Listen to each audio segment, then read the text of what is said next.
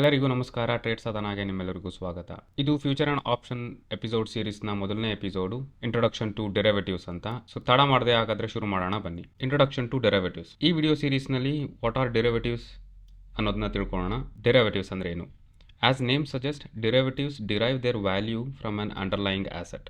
In financial market, underlying asset can be stocks, commodities, bonds, indices and currencies. So ಇದನ್ನೆಲ್ಲ underlying asset ಅಂತೀವಿ. ಈ underlying ಆಸೆಟಲ್ಲಿ ಏನೇನು derive ಆಗುತ್ತೋ ಅದನ್ನು ಡಿರೈವೇಟಿವ್ಸ್ ಅಂತ ಕರಿತೀವಿ. Derivatives include future and options. So ಈ ಫ್ಯೂಚರ್ ಆ್ಯಂಡ್ ಆಪ್ಷನ್ಸ್ನ ಏನಕ್ಕೆ ಯೂಸ್ ಮಾಡ್ತಾರೆ? This is huge for hedging, speculation and risk management. ಇದನ್ನು ಒಂದೊಂದನ್ನು ಡೀಟೇಲ್ ಆಗಿ ಎಕ್ಸ್ಪ್ಲೇನ್ ಮಾಡ್ತೀನಿ, ಕೊನೆ ತನಕ ನೋಡಿ. ಫಸ್ಟು ನಾವು ಫ್ಯೂಚರ್ನ ಅರ್ಥ ಮಾಡ್ಕೊಳ್ಳೋಕೆ ಮುಂಚೆ ಫಾರ್ವರ್ಡ್ಸ್ ಅಂದರೆ ಏನು ಅಂತ ಅರ್ಥ ಮಾಡ್ಕೋಬೇಕು. ಸೊ ಫಾರ್ವರ್ಡ್ ಕಾಂಟ್ರಾಕ್ಟ್ಸ್ ಅಂದರೆ ಏನು? Forward contracts is an agreement between two parties to buy and sell an asset at the future date for a predetermined price. So ಅಂದರೆ ಬೈಯರ್ ಮತ್ತು ಸೆಲ್ಲರು ಒಂದು ಅಗ್ರಿಮೆಂಟಿಗೆ ಬರ್ತಾರೆ. ಅಂದರೆ ಯಾವುದೋ ಒಂದು future date, let's say 3 months from now, ಒಂದು particular ಅಸೆಟ್ನ ಈ particular ಪ್ರೈಸ್ನಲ್ಲಿ by ಮಾಡ್ಕೋತೀನಿ ಅಂತ.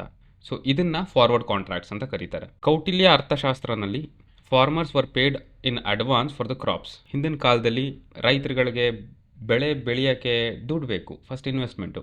ಅವ್ರ ಹತ್ರ ಇನ್ವೆಸ್ಟ್ಮೆಂಟೇ ಇರಲಿಲ್ಲ.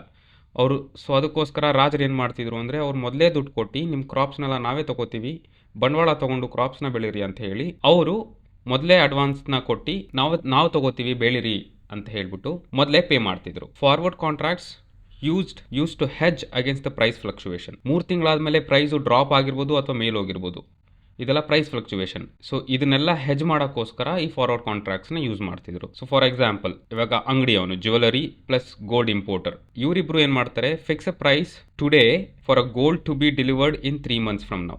ಇವಾಗ ನೋಡ್ತಿರ್ಬೋದು ಗೋಲ್ಡ್ ಪ್ರೈಸು 10,000 ಇರುತ್ತೆ.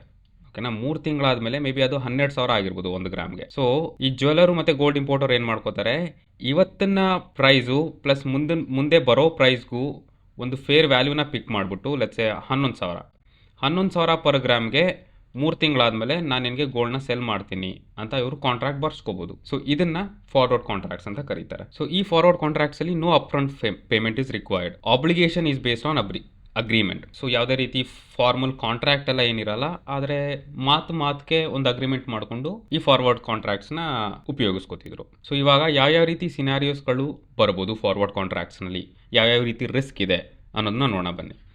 First scenario, price increases. So ಇವಾಗ ನಾನು ಹಿಂದಿನ ಎಕ್ಸಾಂಪಲ್ ಹೇಳ್ದಂಗೆ, ಸೊ ಬೈಯರು ಅಂಗಡಿಯವನು ಮತ್ತು ಸೆಲ್ಲರ್ಸು 11,000 ಪರ್ ಗ್ರಾಮ್ಗೆ ಫಾರ್ವರ್ಡ್ ಕಾಂಟ್ರಾಕ್ಟ್ಸ್ನ ಫಿಕ್ಸ್ ಮಾಡ್ಕೊಂಡಿರ್ತಾರೆ. ಓಕೆನಾ. ಸೊ ಇವಾಗ ಪ್ರೈಸ್ ಏನಾದ್ರು ಜಾಸ್ತಿ ಆಯಿತು ಅಂತ ಅಂದ್ಕೊಳ್ಳಿ, 11,000ದಿಂದ 12,000ಕ್ಕೆ ಹೋಯಿತು. 12,000ಕ್ಕೆ ಹೋದಾಗ ಇದು ಬೈಯರ್ಗೆ ಬೆನಿಫಿಟ್ ಆಗುತ್ತೆ. ಏನಕ್ಕೆ ಅಂದರೆ ಅವನು ಕಡಿಮೆ, ಮಾರ್ಕೆಟಲ್ಲಿ ಏನಿದೆ 12,000, ಅದಕ್ಕಿಂತ ಕಡಿಮೆ ಪ್ರೈಸ್ಗೆ ಅವನಿಗೆ ಸಿಗ್ತಿದೆ. ಏನಕ್ಕೆ ಅಂದರೆ ಕಾಂಟ್ರಾಕ್ಟ್ ಅವನು ಬೈಂಡ್ ಆಗಿದ್ದಾನೆ ಅಲ್ವಾ 11,000ಕ್ಕೆ. ಅದೇ ಸೆಲ್ಲರ್ಗೆ ಅದು ಲಾಸ್ ಆಗುತ್ತೆ. ಏನಕ್ಕೆ ಅಂದರೆ ಅವ್ನು ಮಾರ್ಕೆಟಲ್ಲಿ ಮಾರಿದರೆ ಅವ್ನಿಗೆ 12,000 ರೂಪಾಯಿ ಸಿಗೋದು, ಆದರೆ ಇವನ ಅಗ್ರಿಮೆಂಟ್ ಆಗಿರೋದ್ರಿಂದ ಅವ್ನು 11,000ಕ್ಕೆ ಮಾರಬೇಕು. ಸೊ ಅವ್ನಿಗೆ 1,000 ರೂಪಾಯಿ ಲಾಸ್ ಪರ್ ಗ್ರಾಮ್ಗೆ. ಪ್ರೈಸ್ ಏನಾದ್ರು ಒಂದೇ ರಿಮೈನ್ ಸೇಮ್. ಇವಾಗ 11,000ಕ್ಕೆ ಏನು ಕಾಂಟ್ರಾಕ್ಟ್ ಮಾತಾಡ್ಕೊಂಡಿದ್ರು, ಅಗ್ರಿಮೆಂಟ್ ಮಾತಾಡ್ಕೊಂಡಿದ್ರು, ಸೊ 11,000ನೇ ಉಳ್ಕೊಂಡ್ರು 3 months ಆದಮೇಲೆ. ಇಬ್ಬರು ಬೈಯರ್ಸ್ಗೂ ಲಾಸ್ ಆಗಲ್ಲ, ಸೆಲ್ಲರ್ಸ್ಗೂ ಲಾಸ್ ಆಗಲ್ಲ. ಪ್ರೈಸ್ ಡಿಕ್ರೀಸಸ್, ಪ್ರೈಸ್ ಏನಾದ್ರು ಕಡಿಮೆ ಹೋಯಿತು ಅಂತ ಅಂದ್ಕೊಳ್ಳಿ, ಆವಾಗ ಬೈಯರ್ಗೆ ಲಾಸ್ ಆಗುತ್ತೆ. ಏನಕ್ಕೆ ಅಂದರೆ ಇವಾಗ 11,000ದಿಂದ ಲೆಟ್ಸ್ ಸೇ 10,000ಕ್ಕೆ ಬಂತು ಅಂತ ಅಂದ್ಕೊಳ್ಳಿ, ಅವ್ನು ಮಾರ್ಕೆಟಲ್ಲೇ ತೊಗೊಂಡ್ರೆ ಅವ್ನು 10,000ಕ್ಕೆ ಹೋಗಿ ತೊಗೋಬೋದು. ಆದರೆ ಅವನು ಅಗ್ರಿಮೆಂಟ್ನ ಸೈನ್ ಮಾಡಿರೋದ್ರಿಂದ ಅವ್ನು ಇವಾಗ ಸೆಲ್ಲರ್ ಹತ್ರನೇ 11,000ಕ್ಕೆ ತೊಗೋಬೇಕು. ಸೊ ಆವಾಗ ಸೆಲ್ಲರ್ಗೆ ಬೆನಿಫಿಟ್ಸ್ ಇರುತ್ತೆ. ಲಾಸ್ಟ್ ಬಂದು risk for both parties. Both take on risk based on the market outlook.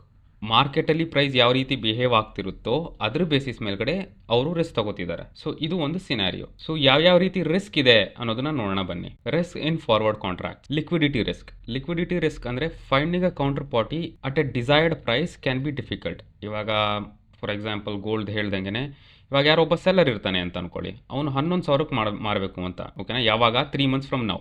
ಆದರೆ ಅವನು ಬೈಯರ್ ಹುಡುಕ್ಬೇಕು. ಕರೆಂಟ್ಲಿ ಈಗ ಪ್ರೈಸ್ ನಡೀತಿರೋದು 10,000 ಅಲ್ವಾ. ಯಾವುದೇ ರೀತಿ ಬೈಯರ್ಗಳು ಇವಾಗ 11,000ಕ್ಕೆ 3 ತಿಂಗಳಾದಮೇಲೆ ತೊಗೊಳಕ್ಕೆ ಯಾರೂ ರೆಡಿ ಇರಲ್ಲ. ಸೊ ಆ ರೀತಿ ರಿಸ್ಕ್ಗಳಿರುತ್ತೆ. ಅದನ್ನು ಕೌಂಟರ್ ಪಾರ್ಟಿ ರಿಸ್ಕ್ ಅಂತ ಕರೀತಾರೆ, ಅಥವಾ ಲಿಕ್ವಿಡಿಟಿ ರಿಸ್ಕ್ ಅಂತ ಕರೀತಾರೆ. ನೆಕ್ಸ್ಟ್ ಇದು ಡಿಫಾಲ್ಟ್ ರಿಸ್ಕ್.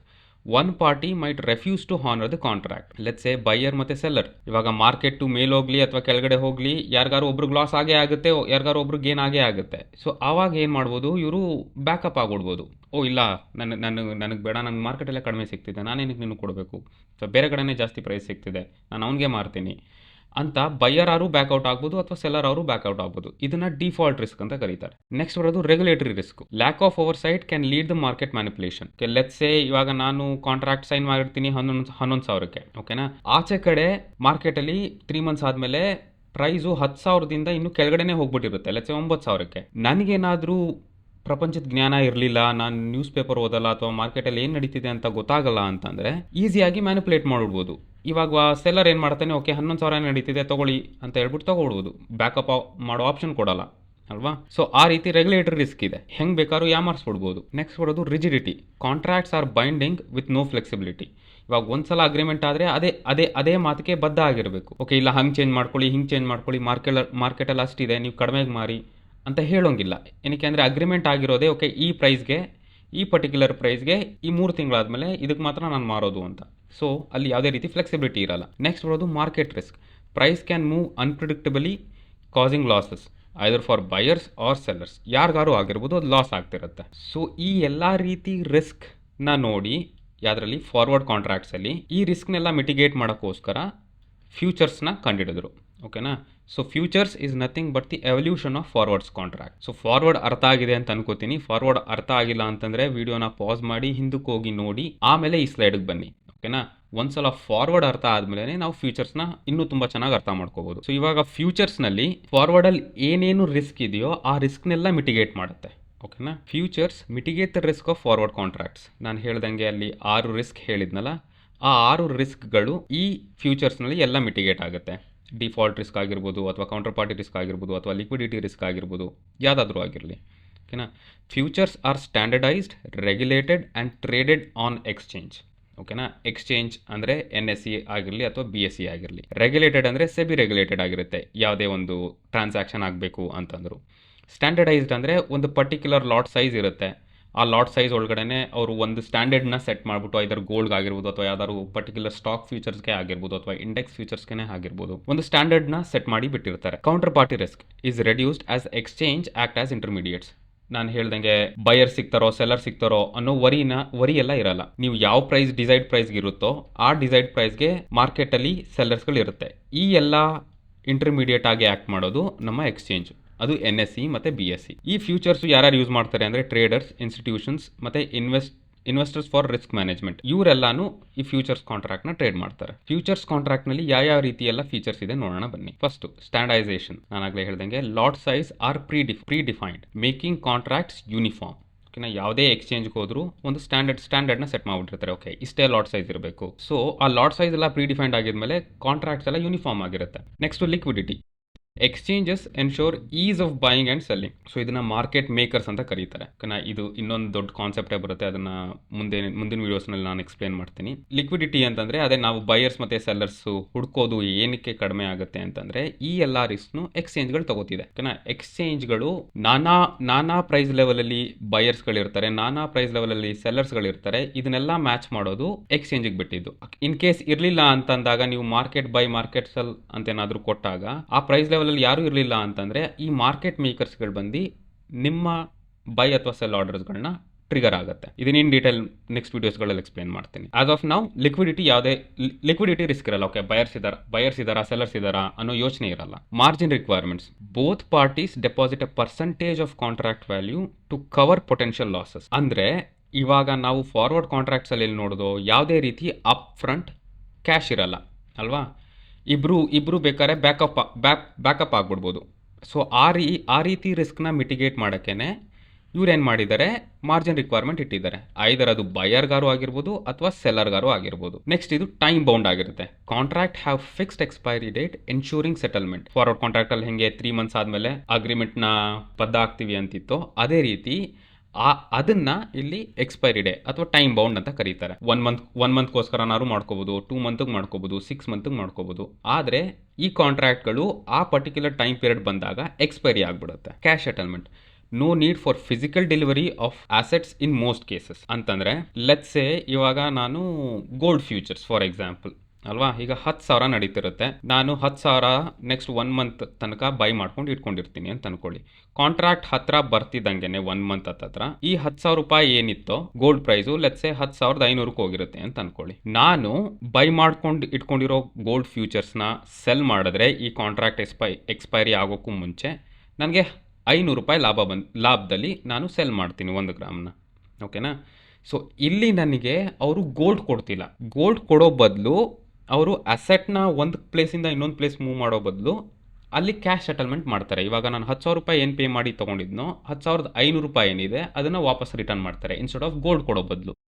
ಅಕಸ್ಮಾತ್ ಇಲ್ಲ ನಮಗೆ ಗೋಲ್ಡೇ ಬೇಕು ಅಂತಂದರೆ ಅದನ್ನು ನಾವು ಎಕ್ಸಸೈಸ್ ಮಾಡಬೇಕು. ಅಂದರೆ ಆವಾಗ ಕ್ಯಾಶ್ ಸೆಟಲ್ಮೆಂಟ್ ಬೇಡ, ನನಗೆ ಲಿಕ್ವಿಡ್ ಗೋಲ್ಡೇ ಕೊಡಿ ಅಂತ. ಅದಕ್ಕೆ ಮೋಸ್ಟ್ ಆಫ್ ದಿ ಕೇಸಸಲ್ಲಿ ಅಸೆಟ್ನ ಒಂದು ಪ್ಲೇಸಿಂದ ಇನ್ನೊಂದು ಪ್ಲೇಸ್ಗೆ, ಒಂದು ಪ್ಲೇಸ್ ಇನ್ನೊಂದು ಪ್ಲೇಸ್ ಅಂತಂದರೆ ಸೆಲ್ಲರಿಂದ ಬೈಯರ್ ಕಡೆಗೆ ಮೂವ್ ಮಾಡೋ ಯಾವುದೇ ಅವಶ್ಯಕತೆ ಇರಲ್ಲ, ಕ್ಯಾಶ್ನ ಸೆಟಲ್ ಮಾಡಿಬಿಡ್ತಾರೆ. ನಾನು ನೆಕ್ಸ್ಟ್ ಬರೋದು daily mark to market. Gains and losses are adjusted daily. ಅಂದರೆ ಇವಾಗ ತುಂಬ ಜನ ಡೇ ಟ್ರೇಡಿಂಗ್ ಎಲ್ಲ ಮಾಡ್ತಾರಲ್ವಾ, ಸೊ ಅವ್ರದ್ದೆಲ್ಲ ಕ್ಯಾಶ್ ಸೆಟಲ್ಮೆಂಟ್ನ at the end of the ಮಾರ್ಕೆಟೇ ಅವರು ಕ್ಯಾಶ್ ಸೆಟಲ್ ಮಾಡ್ತಾರೆ, ಅಥವಾ ವೀಕ್ಲಿ ಒಂದ್ಸಲ ಕ್ಯಾಶ್ ಸೆಟಲ್ ಮಾಡ್ತಾರೆ. ಸೊ ಫ್ಯೂಚರ್ ಟ್ರೇಡಿಂಗ್ನಲ್ಲಿ ಮಾರ್ಜಿನ್ ಮತ್ತು ಲೆವರೇಜ್ ಯಾವ ರೀತಿ ವರ್ಕ್ ಆಗುತ್ತೆ ನೋಡೋಣ. ಓಕೆನಾ? ನಾನು ಆಗಲೇ ಹೇಳ್ದಂಗೆ ಫ್ಯೂಚರ್ ಟ್ರೇಡಿಂಗಲ್ಲಿ ಐದರ್ ನೀವು ಬಯರ್ ಆರೋ ಆಗಿರಲಿ ಸೆಲ್ಲರ್ ಆರೋ ಆಗಿರಲಿ ಮಾರ್ಜಿನ್ ಅಂತೂ ಇರಲೇಬೇಕು. ಓಕೆನಾ? So that is the most important, so that they don't have any kind of risk. So ಈ ಮಾರ್ಜಿನ್ ಇರೋಬೇಕಾದ್ರೆಲ್ಲ ಈ ಬ್ರೋಕರ್ಸ್ಗಳು ಏನು ಮಾಡ್ತಾರೆ, ಲೆವರೇಜ್ ಪ್ರೊವೈಡ್ ಮಾಡ್ತಾರೆ. So leverage is nothing but, okay ಈಗ ಸ್ವಲ್ಪ ಆಫ್ ಟಾಪಿಕ್ ಹೋಗಿ ಡೇ ಟು ಡೇ ಲೈಫಲ್ಲಿ ಯಾವ ರೀತಿ ಈ ಮಾರ್ಜಿನ್ ಮತ್ತು ಲೆವರೇಜ್ ವರ್ಕ್ ಆಗುತ್ತೆ ಹೇಳ್ತೀನಿ ಕೇಳಿ. ಸೊ ಎಲ್ಲರೂ ವರ್ಕಿಂಗ್ ಪೀಪಲ್ ಅಲ್ವಾ. ಸೊ ಲೆಟ್ಸೆ ನೀವು ವರ್ಷಕ್ಕೆ 12 ಲಕ್ಷ ಅರ್ನ್ ಮಾಡ್ತಿರ್ತೀರಾ ಅಂತ, 12 lakhs per annum. ಸೊ ನೀವು ಬ್ಯಾಂಕ್ ಹತ್ರ ಹೋಗಿ ನೀವು ಮನೆ ತಗೋಬೇಕು ಅಂತ ಅನ್ಕೊಳ್ಳಿ. ಮನೆ ತಗೊಳಕ್ ಹೋದಾಗ ನಿಮಗೆ ಬ್ಯಾಂಕ್ ಏನು ಮಾಡುತ್ತೆ, ಓಕೆ ನಿಮ್ಮ ಪೇ ಚೆಕ್ಸ್ನೆಲ್ಲ ಸಬ್ಮಿಟ್ ಮಾಡಿ ಅಂತಂತಾರೆ. ಅವ್ರು ನಿಮ್ಮ ಪೇ ಚೆಕ್ ನೋಡ್ತಾರೆ, ಓಕೆ 12 lakhs per annum ಇದೆ, ನಿಮಗೆ ಎಷ್ಟು ಸಂಬಳ ಬರ್ತಿರುತ್ತೋ ಅದ್ರದ್ದು 4 ಪಟ್ಟು ಅವರು ನಿಮಗೆ ಲೋನ್ ಕೊಡೋಕ್ಕೆ ಅಪ್ರೂವ್ ಮಾಡ್ಕೋತಾರೆ. ಓಕೆನಾ? ಇದು ಎಕ್ಸಾಂಪಲ್ ಹೇಳ್ತಿರೋದು, ಡಿಪೆಂಡ್ಸ್. ಇವಾಗ ನೀವು ಈ 12 ಲಕ್ಷದ್ದು 4 ಪಟ್ಟು ಎಷ್ಟಿದೆ, 48 ಲಕ್ಷಗಳು ಅಷ್ಟು ಲಿಕ್ವಿಡಿಟಿಲಿ ನೀವು ಸೈಟ್ ಆಗಲಿ ಮನೆ ಆಗಲಿ ನೋಡಬೇಕು. ಸೊ ಇಲ್ಲಿ ನೀವು ಬ್ಯಾಂಕ್ ಕೊಡ್ತಿರೋ ಲೆವರೇಜು 4 times of year annual income. So ಇದು ನಿಮ್ಮ ಮಾರ್ಜಿನ್ ಆಗಿದ್ರೆ ಇದು ಅವ್ರು ಕೊಡೋ ಲೆವರೇಜ್. ನೆಕ್ಸ್ಟ್ ಅದೇ ಈ 48 lakhs ಅಲ್ಲಿ ನೀವು ಡೌನ್ ಪೇಮೆಂಟು ಅದೆಲ್ಲ ಸಪ್ರೇಟು, ಆದರೆ this is how margin and leverage work. ಈ ಲೆವರೇಜು ನಿಮಗೆ ಫಿಸಿಕಲ್ ಆಸೆಟಲ್ಲಿ ಬ್ಯಾಂಕ್ಗಳು ಕೊಟ್ಟರೆ, ಟ್ರೇಡಿಂಗ್ ಮಾಡಬೇಕಾದ್ರೆ ಈ ಲೆವರೇಜ್ನ ಬ್ರೋಕರ್ಗಳು ಕೊಡ್ತಾರೆ. ಕೆಲವೊಂದು ಬ್ರೋಕರ್ 4 times ಕೊಡ್ತಾರೆ, ಕೆಲವೊಂದು ಬ್ರೋಕರು 10 times ಕೊಡ್ತಾರೆ, ಕೆಲವೊಂದು ಬ್ರೋಕರ್ 25 times ಕೊಡ್ತಾರೆ, ಕೆಲವೊಂದು ಬ್ರೋಕರ್ 50 times ಕೊಡ್ತಾರೆ. ಆದರೆ ಒಂದು ಅರ್ಥ ಮಾಡ್ಕೋಬೇಕಾಗಿರೋದೇನು ಅಂತಂದ್ರೆ, ಲೆವರೇಜ್ ಎಷ್ಟು ಜಾಸ್ತಿ ಆಗ್ತಿರುತ್ತೋ ಆಬ್ವಿಯಸ್ಲಿ ಹೌದು ನಿಮ್ಮ ರಿವಾರ್ಡ್ ಜಾಸ್ತಿ ಆಗ್ತಿರುತ್ತೆ. ರಿವಾರ್ಡ್ ಜಾಸ್ತಿ ಆದಂಗೆ ನಿಮ್ಮ ರಿಸ್ಕು ಕೂಡ ಜಾಸ್ತಿ ಆಗ್ತಿರುತ್ತೆ. ಎರಡನ್ನೂ ಕಾಶಿಯಸ್ ಆಗಿ ಇಟ್ಕೋಬೇಕು. ಲೆವರೇಜ್ ಜಾಸ್ತಿ ಕೊಡ್ತಿದ್ದಾರೆ ಅಂತ ತುಂಬ ಲೆವರೇಜ್ ತೊಗೊಂಡು ಹೀರೋ ಆಗಕ್ಕೆ ಹೋಗಬಾರ್ದು. ಓಕೆನಾ?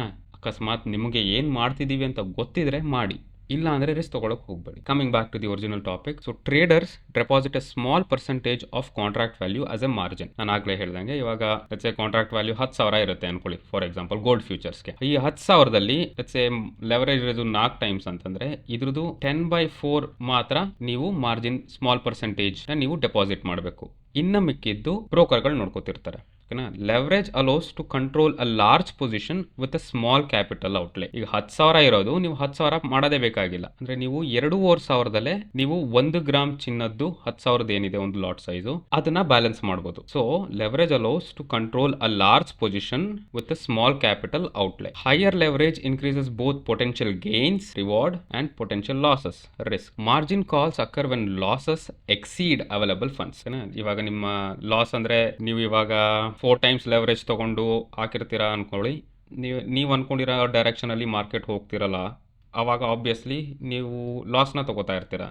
ಅಕಸ್ಮಾತ್ ನೀವು ಸೆಟ್ ಮಾಡಿರೋ ನಿಮ್ಮ ಕ್ಯಾಪಿಟಲ್ ಎಷ್ಟಿದೆ ಅದಕ್ಕಿಂತ ಕೆಳಗಡೆ ಹೋಗ್ಬಿಟ್ರೆ ಲಿಕ್ವಿಡೇಟ್ ಅಂತ ಕರೀತಾರೆ ಅಥವಾ ಮಾರ್ಜಿನ್ ಕಾಲ್ ಅಂತ ಕರೀತಾರೆ. Margin call it's A nice concept. ನಾನು ಇನ್ನೊಂದ್ಸಲ ಬೇಕಾದ್ರೆ ಎಕ್ಸ್ಪ್ಲೇನ್ ಮಾಡ್ತೀನಿ. ಒಂದು ಮಾರ್ಜಿನ್ ಕಾಲ್ ಅಂತ ಮೂವಿನೇ ಇದೆ, ಹೋಗಿ ಚೆಕ್ಔಟ್ ಮಾಡಿ ಇಂಟ್ರೆಸ್ಟ್ ಇದ್ರೆ. ಹೆಂಗೆ ಒಂದು ಕಂಪನಿ ಅವ್ರ ಮಾಡೆಲ್ ಅಲ್ಲಿ ಏನೋ ರಾಂಗ್ ಆಗಿ ಯಾವುದೇ ರೀತಿ ವ್ಯಾಲ್ಯೂ ಇರಲ್ಲ ಅಂತ ಗೊತ್ತಾಗುತ್ತೋ, ಬೈಯರ್ಸ್ಗಳು ಮಾರ್ಕೆಟ್ ಅಲ್ಲಿ ಎಷ್ಟು ಪ್ರೈಸ್ಗೆ ಕೂಗ್ತಿರ್ತಾರೋ ಸುಮ್ಮನೆ ಸೆಲ್ ಮಾಡ್ಬಿಡ್ತಾರೆ, so that they don't get liquidated. Second different topic, but you should go check out. ಈಗ how futures differ from forward contract. Contract. So ನಾವು ಇವಾಗ ಫಾರ್ವರ್ಡ್ಸ್ ಮತ್ತೆ ಫ್ಯೂಚರ್ಸ್ ಅಂದ್ರೆ ಏನು ಅಂತ ತಿಳ್ಕೊಂಡಿದ್ದೀವಿ.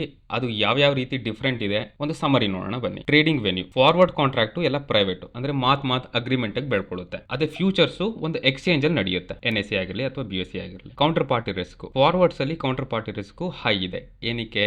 ಬೈಯರ್ಸ್ ಮತ್ತೆ ಸೆಲ್ಲರ್ಸ್ ನಮ್ಮ ಅನ್ಕೊಂಡಿರೋ ಡಿಸೈರ್ಡ್ ಪ್ರೈಸ್ಗೆ ಸಿಗೋದು ಕಷ್ಟ. ಅದೇ ಆ ರೀತಿ risk counter party risk futures ಅಲ್ಲಿ ಇರಲ್ಲ. ಏನಕ್ಕೆ ಅಂದ್ರೆ ಎಲ್ಲ ಹೌಸ್ ನೋಡ್ಕೋತದೆ. ಹೌಸ್ ಅಂತಂದ್ರೆ ಎಕ್ಸ್ಚೇಂಜ್ಗಳು. ಸೊ ಇಲ್ಲಿ counter party risk low. So liquidity ಅಂತಂದ್ರೆ ನಾನು ಹೇಳಿದ್ನಲ್ಲ ಮಾರ್ಜಿನ್ ಕಾಲ್. ನೀವು ಅಕಸ್ಮಾತ್ ನೀವು ಅನ್ಕೊಂಡಿರೋ ರೀತಿ ಪ್ರೈಸ್ ಏನಾದ್ರು ಹೋಗ್ತಿಲ್ಲ ಅಂತಂದ್ರೆ ನಿಮ್ಮ ಇನಿಷಿಯಲ್ ಕ್ಯಾಪಿಟಲ್ ಎಷ್ಟಿದೆಯೋ ಅದನ್ನೆಲ್ಲ ಲಿಕ್ವಿಡೇಟ್ ಮಾಡ್ಬಿಡ್ತಾರೆ. ಅದು ಫ್ಯೂಚರ್ಸ್ ಅಲ್ಲಿ ಆಗೋದು. ಸೊ ಅದಕ್ಕೆ ಲಿಕ್ವಿಡಿಟಿ ರಿಸ್ಕ್ ಸ್ವಲ್ಪ ಜಾಸ್ತಿ ಯಾರಲ್ಲಿ ಫ್ಯೂಚರ್ಸ್ ಅಲ್ಲಿ. ಯಾಕೆಂದ್ರೆ ನೀವು ಅಮೌಂಟ್ನ ಡೆಪಾಸಿಟ್ ಮಾಡಿರ್ತೀರಾ. ಅದೇ ಫಾರ್ವರ್ಡ್ಸ್ ಅಲ್ಲಿ ಲಿಕ್ವಿಡಿಟಿ ರಿಸ್ಕ್ ಲೋ. ಏನಕ್ಕೆ? ಯಾವುದೇ ರೀತಿ ಡೆಪಾಸಿಟ್ನ ಮಾಡಿರಲ್ಲ. ನೆಕ್ಸ್ಟ್ ಬಂದು ಸ್ಟ್ಯಾಂಡರ್ಡೈಸೇಷನ್. ಫಾರ್ವರ್ಡ್ಸ್ ಅಲ್ಲಿ ಯಾವುದೇ ರೀತಿ ಸ್ಟ್ಯಾಂಡರ್ಡೈಸೇಷನ್ ಇಲ್ಲ. ಅದೇ ಫ್ಯೂಚರ್ಸ್ಗೆ ಬಂದಾಗ ಒಂದು ಸ್ಟ್ಯಾಂಡರ್ಡೈಸೇಷನ್ ಇದೆ. ಸೆಬಿ ಸೆಟ್ ಮಾಡಿರುತ್ತೆ ಎಲ್ಲ ಸ್ಟ್ಯಾಂಡರ್ಡ್ಸ್. Next margin requirements. ನೀವು ಫಾರ್ವರ್ಡ್ಸ್ ಕಾಂಟ್ರಾಕ್ಟ್ಸ್ ಅಲ್ಲಿ ಯಾವುದೇ ರೀತಿ ಮಾರ್ಜಿನ್ ರಿಕ್ವೈರ್ಮೆಂಟ್ ಇಲ್ಲ. ಎಲ್ಲ ಯಾಕಂದ್ರೆ ಎಲ್ಲ ಬರೀ ಅಗ್ರಿಮೆಂಟ್ ಅಲ್ಲಿ ಇರುತ್ತೆ. ಅದೇ ಫ್ಯೂಚರ್ಸ್ ಅಲ್ಲಿ ಮಾರ್ಜಿನ್ ರಿಕ್ವೈರ್ಮೆಂಟ್ ಬೇಕೇ ಬೇಕು. ಸೊ ನೀವು ಬಿಗಿನರ್ ಆಗಿರೋದ್ರಿಂದ ಯಾವ ರೀತಿ ಇನ್ಸೈಟ್ಗಳನ್ನ ನಾನು ಪ್ರೊವೈಡ್ ಮಾಡ್ಬೋದು ಅದನ್ನ ಮಾಡ್ತೀನಿ. ಸೊ ನೀವು ಅಕಸ್ಮಾತ್ ಏನಾದ್ರು ಫ್ಯೂಚರ್ಸ್ನ ಟ್ರೇಡ್ ಮಾಡಬೇಕು ಅಂತ ಅನ್ಕೊಂಡಿದ್ರೆ start with small position to manage the risk. ತುಂಬಾ ಲೆವರೇಜ್ ತಗೊಂಡು 4 times 5 times even 1 time 2 time ತಗೊಂಡ್ರು that is a risk if you don't know what you are doing. So small position ಇಂದ ಶುರು ಮಾಡಿ so that you know what you are doing. Risk management ಹೆಂಗೆ ಮಾಡೋದು, ಯಾವ ರೀತಿ price ಆಕ್ಷನ್ನ ಓದೋದು, ಇದೆಲ್ಲ ಗೊತ್ತಾಗುತ್ತೆ. Next understand margin requirements and effect of leverage. ನಾನು ಆಗಲೇ ಹೇಳ್ದಂಗೆ ಜಾಸ್ತಿ ಲೆವರೇಜ್ ತೊಗೊಂಡಷ್ಟು ರಿಸ್ಕು ಜಾಸ್ತಿ ಆಗುತ್ತೆ, ರಿವಾರ್ಡ್ ಜಾಸ್ತಿ ಆಗುತ್ತೆ. ನೀವು ಲೆವರೇಜ್ ಹೆಂಗೆ ತೊಗೋತಿದ್ದೀರಾ ಮಾರ್ಜಿನ್ ರಿಕ್ವೈರ್ಮೆಂಟು ಅದೇ ರೀತಿ ಇರುತ್ತೆ. ಯಾಕಂದರೆ ಲಿಕ್ವಿಡಿಟಿ ಆಗೋ ರಿಸ್ಕ್ಗಳು ಜಾಸ್ತಿ ಇರುತ್ತೆ ಅಲ್ವಾ. So margin calls, monitor price trends and market news before trading. Obviously these are all the set of rules that every trader has to fix it. So use stop loss orders to minimize the potential loss. ಇದಾಗಿತ್ತು ಈ ವಿಡಿಯೋದಲ್ಲಿ what are derivatives ಅಂತ ಅಥವಾ introduction to derivatives. Derivatives ಅಲ್ಲಿ future and options ಯಾವ ರೀತಿ ಇರುತ್ತೆ, future and options ಹೋಗೋಕ್ಕೂ ಮುಂಚೆ ಫ್ಯೂಚರ್ಸ್ನ ಅರ್ಥ ಮಾಡ್ಕೋಬೇಕು. ಫ್ಯೂಚರ್ಸ್ನ ಅರ್ಥ ಮಾಡ್ಕೊಳ್ಳೋಕ್ಕೂ ಮುಂಚೆ ಫಾರ್ವರ್ಡ್ ಅರ್ಥ ಆಗಿದೆ ಅಂತ ಅನ್ಕೋತೀನಿ. ಯಾವ ರೀತಿ ಫಾರ್ವರ್ಡಲ್ಲಿರೋ ರಿಸ್ಕು ಫ್ಯೂಚರ್ ಮಿಟಿಗೇಟ್ ಮಾಡಿದೆ ಅದನ್ನೆಲ್ಲ ಈ ವಿಡಿಯೋದಲ್ಲಿ ತುಂಬ ಚೆನ್ನಾಗಿ ಎಕ್ಸ್ಪ್ಲೇನ್ ಮಾಡಿದ್ದೀನಿ ಅಂತ ಅನ್ಕೋತೀನಿ. ಅಕಸ್ಮಾತ್ ಏನಾದ್ರು ಡೌಟ್ ಇದ್ರೆ ಕಮೆಂಟ್ ಸೆಕ್ಷನಲ್ಲಿ ಕಮೆಂಟ್ ಮಾಡಿ. ನಾನು ಮತ್ತೆ ಹೇಳ್ತಾ ಇದ್ದೀನಿ, ಫ್ಯೂಚರ್ ಆ್ಯಂಡ್ ಆಪ್ಷನ್ಸು ತುಂಬ ರಿಸ್ಕ್ ಜಾಸ್ತಿ. ಸೊ ಏನು ಮಾಡ್ತಿದ್ದೀರಾ ಅಂತ ಗೊತ್ತಿಲ್ಲ ಅಂತಂದರೆ ಸ್ವಲ್ಪ ಸ್ಟೆಪ್ ಬ್ಯಾಕ್ ಆಗಿ ಒಂದು ಕ್ಲಿಯರ್ ಮೈಂಡಿಂದ ನೋಡಿ ಫ್ಯೂಚರ್ ಆ್ಯಂಡ್ ಆಪ್ಷನ್ಸ್ನ ಟ್ರೇಡ್ ಮಾಡೋಕ್ಕೆ ಶುರು ಮಾಡಿ. ನಾನು ನಿಮ್ಮನ್ನೆಲ್ಲ ನೆಕ್ಸ್ಟ್ ಎಪಿಸೋಡ್ನಲ್ಲಿ ನೋಡ್ತೀನಿ. ಅಲ್ಲಿ ತನಕ trade safe, be cautious. Thank you.